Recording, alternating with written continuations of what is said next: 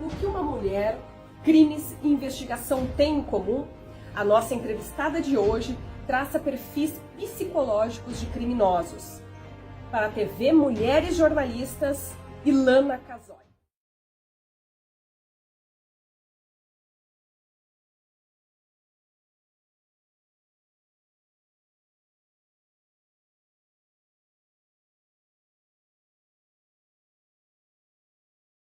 O caso gerou grande repercussão no Brasil. Uma menina de 5 anos, Isabelle Nardoni, morta pelo próprio pai Alexandre Nardoni, e a madrasta Ana Carolina Jatobá, após ser jogada do 6º andar de um prédio em São Paulo. Ambos foram condenados por homicídio doloso qualificado. 31 de outubro de 2002, uma jovem planeja a morte dos pais enquanto dormiam.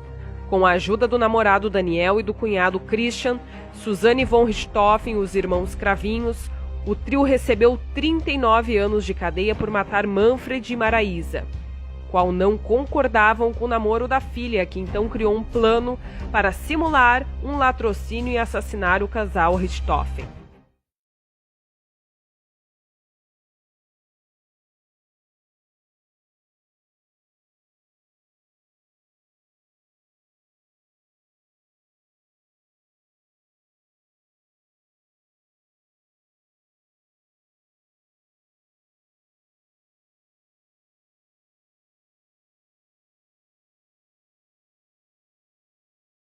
A entrevistada Ilana Casoy nos concedeu entrevista por telefone e abordou temas como os casos von Richthofen e Nardoni, também o feminismo e sua carreira.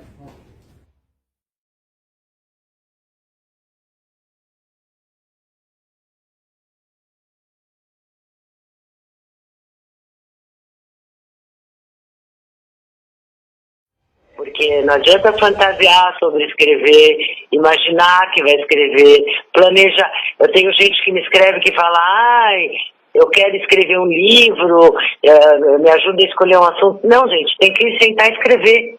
O caminho é invertido. Não adianta você falar de publicar o livro sem ao menos ter escrito ainda esse livro. Tem que sentar, ter disciplina. É uma coisa difícil você num dia de sol, sem patrão e sem salário, sentar num escritório, na frente do seu computador e escrever de fato. Estudar não é do gosto de todo mundo. E para escrever sobre coisas reais, né? Sobre crimes ou sobre qualquer outro assunto, tudo que você for escrever, você tem que estudar.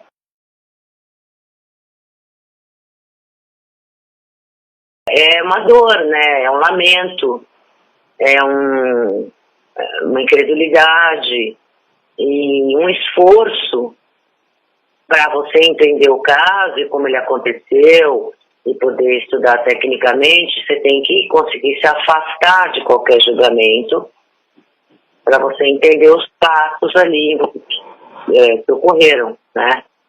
Senão o teu sentimento comanda e para escrever acuradamente não serve, né? Então você primeiro chora, depois se acalma e escreve. É muito triste mesmo, mas que fique o registro para estudos mais profundos sobre pessoas como essas. A dor, sempre a dor. A dor de quem perde, a impotência, a saudade. As pessoas que são, que é roubado delas um último momento, uma despedida, né? Isso é o que mais marca. Trabalham o dobro para ganhar metade. Se esforçam o dobro. Eu estive no DHPP, na Delegacia de Homicídio, sexta-feira. Então, de todas as delegadas da Divisão de Homicídios do DHPP, de todos os delegados, tem uma delegada mulher que está em campo. Aí ela me dizia que nas comunidades onde ela tem que entrar, né, se ela não estiver acompanhada de um homem, a própria sociedade local rejeita ela como delegada. Olha que louco. Quando eu entrevisto mulheres que sofrem violência doméstica, Muitas vezes é uma dificuldade, porque você pergunta assim, você apanha? Ele te bate? Não, não. E bater, não. Aí você vai com as técnicas de entrevista, né? Se aproximando mais, e aí você pergunta assim, mas ele já te empurrou? Ah, bom, empurrar sim, empurrar já empurrou. Ah, mas ele já te deu um safanão? Ah, bom, o safanão deu, na minha cara nunca bateu, que isso eu não admitiria. Então, para cada um, isso é uma coisa diferente. Então, quando a gente fala de violência, a gente tem que ter na cabeça como aquela pessoa que está sendo, aspas, vítima, o que é violência para ela. Eu acho que tem salvação a médio e longo prazo. E acho que depende de educação mesmo e de valorização da mulher. Quando você tem, infelizmente, um presidente da República que valoriza uma mulher 30 anos mais nova, comparando-a com uma mulher maravilhosa que está só denegrida pela idade que tem, é lamentável e imediatamente gera uma cultura que desvaloriza a mulher. Qual é o valor então? É a lingerie que ela usa? É o número de rugas que ela tem? A idade cronológica dela? E isso, infelizmente, acaba colocando a gente, mulher, num lugar tão vulgar e pequeno e mesquinho, né? A gente é um troféu para um homem carregar e nos exibir. É um chaveiro. O que é a mulher num relacionamento? Como é que se acaba com o racismo? Como é que se acaba com a homofobia? Educando. E é educando em casa, pai e mãe, porque eu conheço mulheres extremamente machistas, em geral mulheres troféu, né? Então, se elas têm essa atitude em casa, como a gente teve há pouco a mulher do Moro falando como tem que fazer jantares entende? Então, ela também está gerando uma cultura. Mães desvalorizadas geram filhos machistas. Porque as situações de feminicídio, elas estão diretamente ligadas a um sentimento de posse. Como se alguém pudesse ter posse sobre outro ser humano. Quando o assunto era escravo, já está entendido. Ninguém pode ter escravo, isso já é feito. Demorou 100 anos, né? De lá para mais de 100 anos nós temos de lá para cá e ainda enfrentamos o problema de escravatura. Não nos mesmos moldes. Então olha como demora a criar uma cultura. Agora, da mulher está mais atrasado. As mulheres ainda não foram, aspas, libertadas. Ainda estão designadas culturalmente a um papel secundário. Agora, quando você tem um ser humano tão deturpado a ponto de achar que possui aquela mulher, que ela é dele, ou em qualquer relacionamento humano, não precisa ser um relacionamento hétero, né?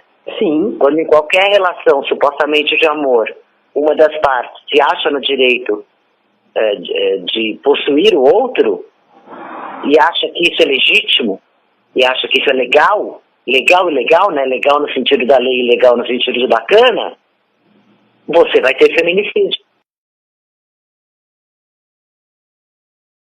Então eu agora vai sair em outubro, vai lançar uma série que tem a minha criação no AXN sobre casos, chama Em Nome da Justiça, onde a justiça falhou, onde foram presos inocentes. Sim. E muitas vezes, mesmo que recuperada a liberdade, não se recupera a vida.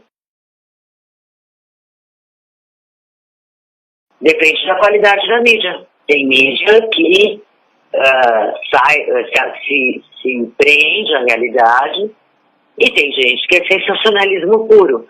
Assim como tem escritores de crime que se abraçam ao processo e escritores de crimes que escrevem pela imprensa. Se baseiam só em reportagens. E aí você escolhe se você quer uma coisa mais acurada, onde você tem certeza da fonte, ou do jornalista, ou do escritor, ou do engenheiro, do arquiteto, do médico, né? Ou se você quer uma coisa mais de consumo rápido e sem tanta profundidade, que é mais um divertimento, nesse caso, do que um jornalismo. A mídia não só deveria informar os fatos apurados, como deveria duvidar deles. Para mim, esse seria o papel ideal da mídia. Questionar, pôr em xeque. Será que é isso? E hoje se estabelece como verdade o fato apurado pela polícia, por exemplo, ou pelo Ministério Público. Sem nenhum questionamento. Se informa como se fosse uma verdade absoluta. Apesar dos cuidados de colocar a palavra suspeito antes do nome. Uhum. Mas suspeito para mim já devia ser sempre tudo, né? Não tinha nenhuma câmera lá, mas como assim não definiu a hora do crime? Não podia, entende? Tem que ter o questionamento, duvidar, questionamentos, perguntas. Façam perguntas, por favor. Polícia mal feita, investigação mal feita, necropsia mal feita, tem um monte de coisa mal feita, assim como quando é bem feita. Eu brinco que quando eu morrer, eu vou deixar uma cartinha aqui, se eu morrer de morte violenta, com o nome de um delegado, de um perito, de um legista, né, de um investigador, de um tira, porque, claro, sempre veja, desvendar um crime é um trabalho de equipe. Não é um trabalho individual. Quanto melhor a equipe que você tem, mais rapidamente você resolve, soluciona a autoria daquele crime. Então, é infinita a possibilidade de resolver, assim como também é infinita a possibilidade de não resolver. Deus, na criação do mundo, cometeu um equívoco, na minha opinião. Ele limitou a inteligência, mas não limitou a estupidez. Então, a gente tem QI máximo, mas a gente não tem estupidez máxima. A gente não...